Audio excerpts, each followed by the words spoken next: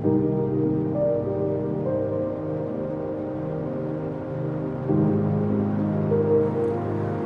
everyone, I wanted to go through a few ways of bringing some life into your animation through the use of the graph editor and just understanding what keyframes do and how you can use them. Keyframes contain information about the property you're animating in After Effects. So what it does, it interpolates between the 2 points that you're changing. Okay, I'm going to talk a little bit about using the graph editor for making your animations look a little bit more lively. So we've just got a car here, so I'm going to press the P key and that'll just twirl down this position property, and I'm going to create a keyframe by just pressing the stopwatch. You can press Alt P or Option P, which does the same thing, and I'll just drag this timeline down to this point here, and then I'll drag this along to this point here. So you can see that, when it animates, it's just animating from one point to the next, but it's fairly static.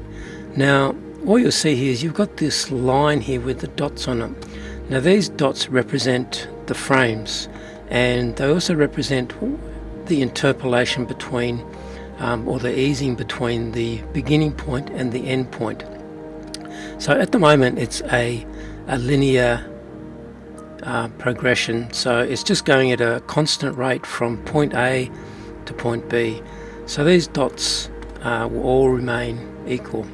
Now if we right click on our keyframe and go down to Keyframe Interpolation, what that shows us is that the temporal interpolation is linear and the spatial interpolation is linear as well. Now what that means is that interpolation is basically the change in value over that time. By temporal it means that this is over time, so we can either have it slow at the beginning or fast at the end, so we're controlling the time it takes to get from point A to point B. Now spatial interpolation refers to this line over here, so we can change the shape of that line so that our object can follow a different path. So this is like a motion path.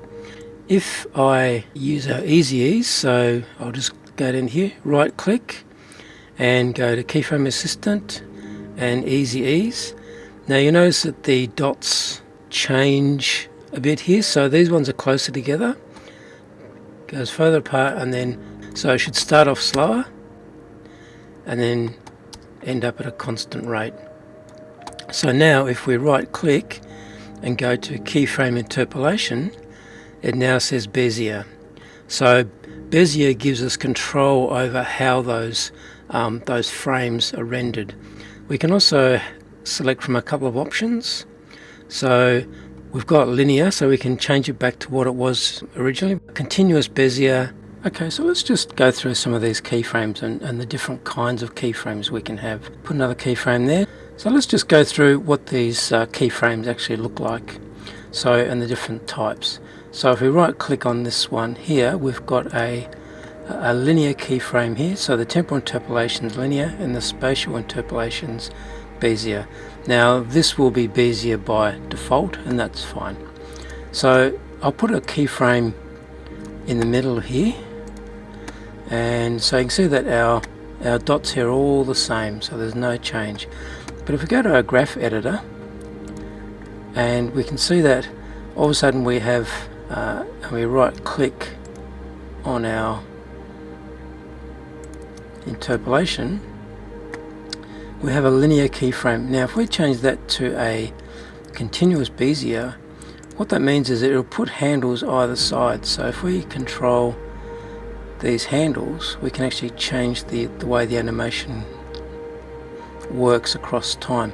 So now you can see that it's going slow, constant, and then slowing down into this point here, so there are lots of little frames there, means that it's going a bit slower. So let's just see how that looks.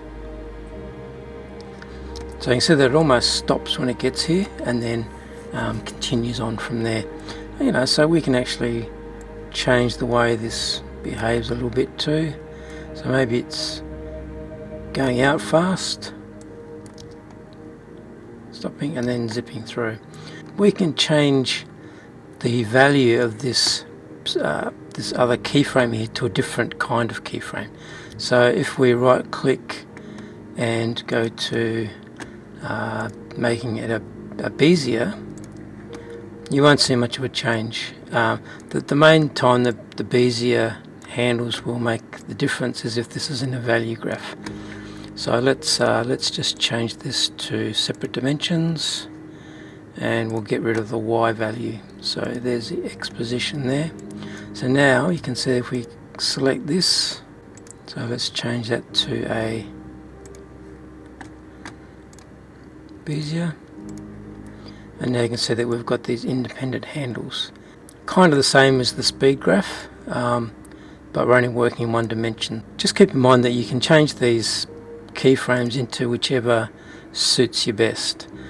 So let's just change it back to linear. Another thing that we can do is create hold frames. So with a hold frame, if I click here and say I want a keyframe there, and what I'm going to do is actually go to my Keyframe Interpolation, and instead of temporal, I'm going to put a hold frame there. So what a hold frame does, it maintains the same value as this keyframe until such point as it changes.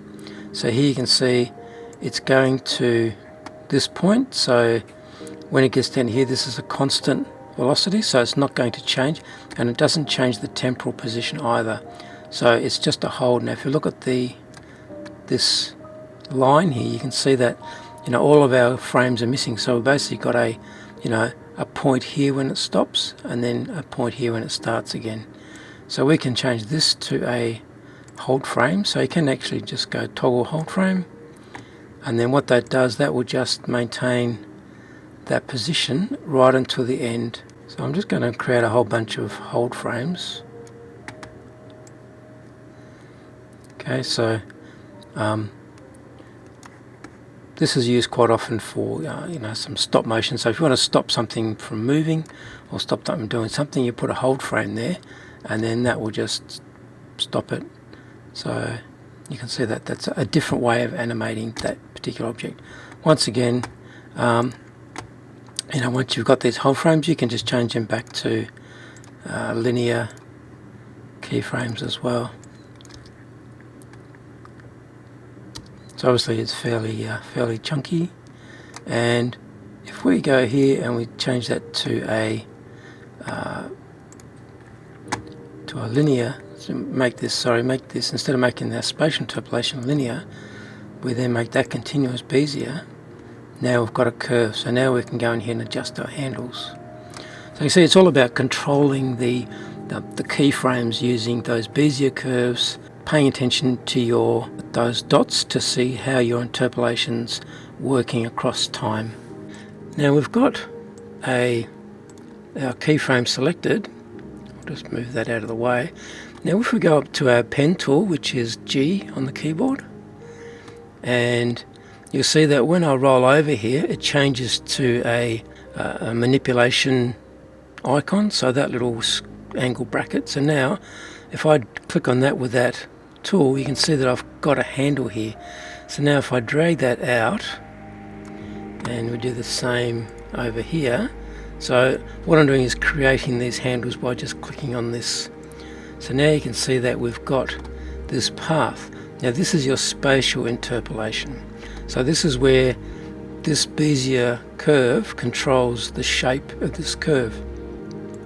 So if we press play again, you can see that it's actually going from point A to point B and following that curve.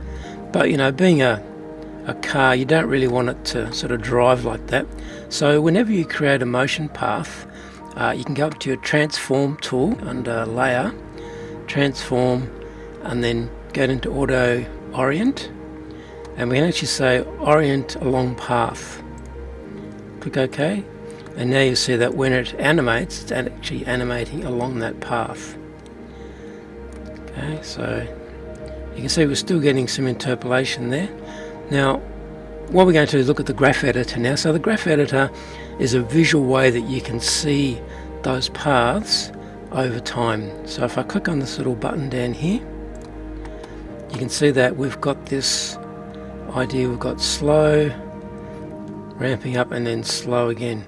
Now the graph editor has a couple of different graphs that you can use to change your interpolation. So at the moment this is what's called a speed graph.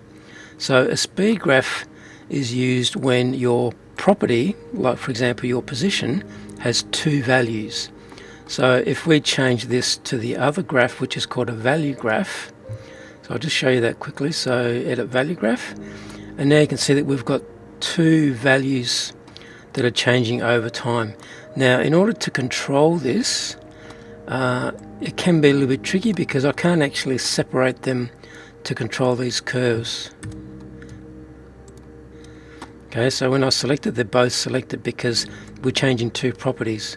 So quite often if you go to auto select, this is our what's called a speed graph. So if we right click, so I'm just holding down the command key or control so that we don't delete that key. If I right click and go to Keyframe Interpolation, we've got Bezier and we've got continuous Bezier for the spatial. So continuous Bezier we can control in our timeline up here. So we're not controlling the speed of that. So if we make this like that, and to frame these up in that window, you just hit that little button down here. Now you can see that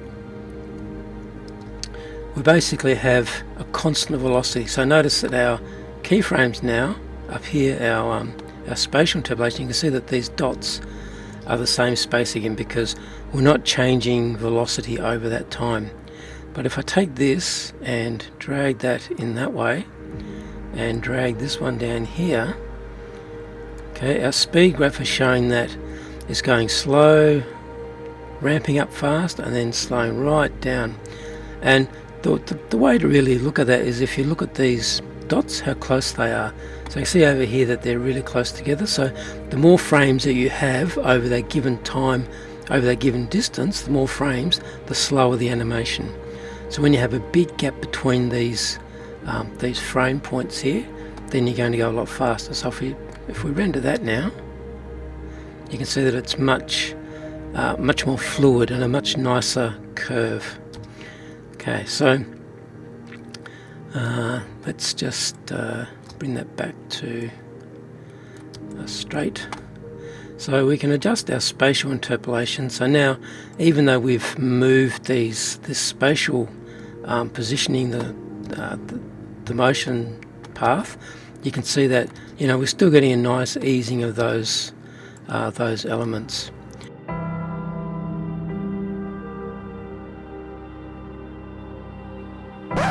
Quite often, so when you have two values in here, so for example the position property as it is there, and also the scale property, for example, I have to go back to my keyframes here. So I'm going to change this. So let's make that big, really big there, and then reducing down to there. So when it gets over here, so now we can see that you can do the same. So if we look at our graph, you notice here that our scale is very linear. So it's going from this value down to that value in a straight line. So if this line's straight, then that's a constant velocity. So what we can do is actually, if we just select one of these,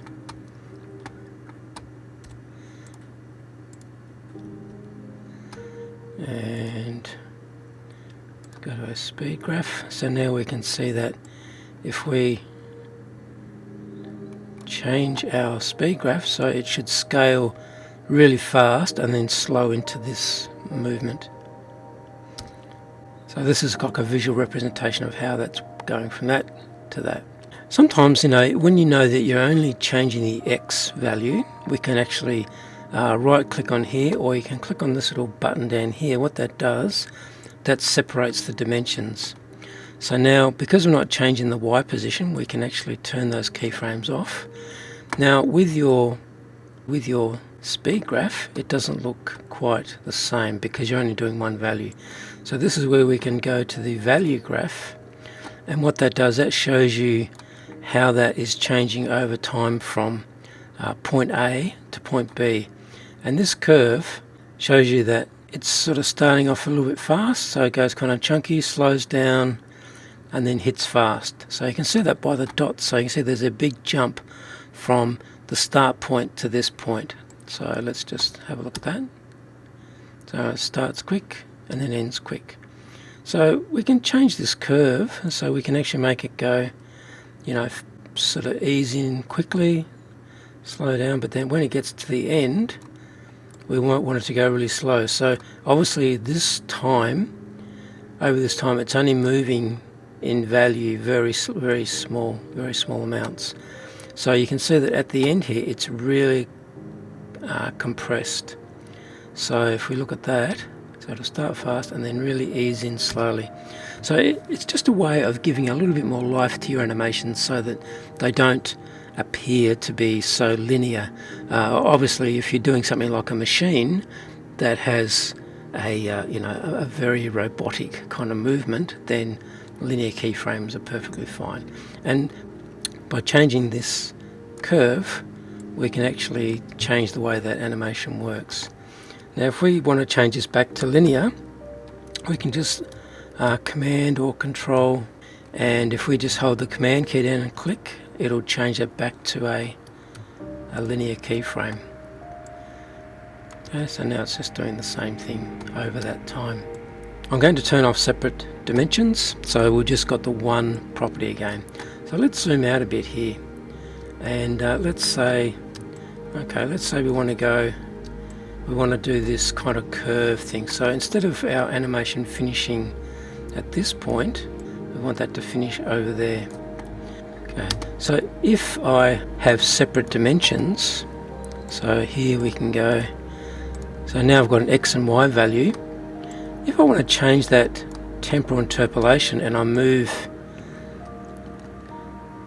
so I'll move this over here, drag that down there. Okay, so we're doing this kind of idea where we can crash at the end. If we look at our curve, you can see kind of what a mess this becomes, because we have all these different things to control. So our X and Y is based on that, and we might want to change it this way, that way. So it really becomes quite messy. So I'll just go back. Okay, so I'm just going from in a linear fashion here. I'm going to, because they're separate, what I'll do, instead of using the value graph, I'm going to swap it over to the speed graph. Now at the moment it's just a constant speed. So let's drag that up there.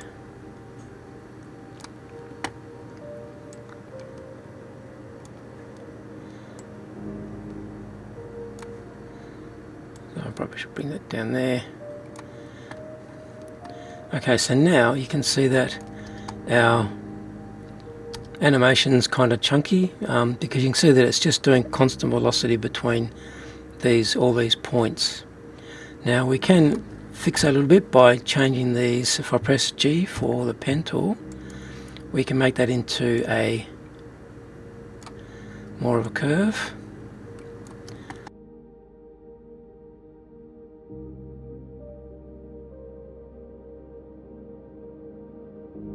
Okay, so now you can see that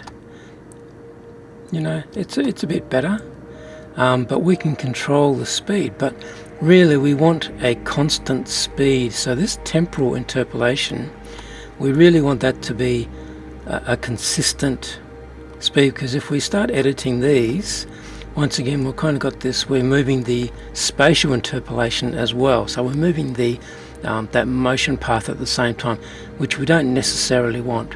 So there's a little thing that you can do. So if we select both of these keyframes, so that's this one here and this one, and we right click and we say rove across time. Alright, so what that does, if you look at the graph now, you can see that our keyframes actually become part of this path. So remember before they were actually separate sort of speed graphs, so that's why I had that stair step effect. Okay, so now you'll see that it should just go constant over time. So what we're doing is actually altering this path, and we're just doing it in a temporal way. So if we want to slow it down at the end, these keyframes are actually part of this path. So that means that they're not actually, you're not changing the temporal interpolation. You can change the spatial interpolation, but you're not changing the temporal interpolation. So you can see it goes really quick. So let's just make that a little bit more sensible. So now you can see it's going to go really slow, zoom up super fast, and then slow right down again. Yeah, so I hardly even see it. Let's change this value a bit, and let's just even things out a little bit. So let's just make that slow down at the top and then go down to the bottom, and we should be able to get it to be a little bit more smooth. By doing these keyframes as roving across time, we take them out of that temporal interpolation, and we just use that for spatial values now. So if we want to change the spatial values of these, we can just select our curve, change the way that the spatial interpolation. So I guess that's just the main difference between temporal interpolation and spatial interpolation, and how we can use them to rove our keyframes across time. And it's a really useful skill to know.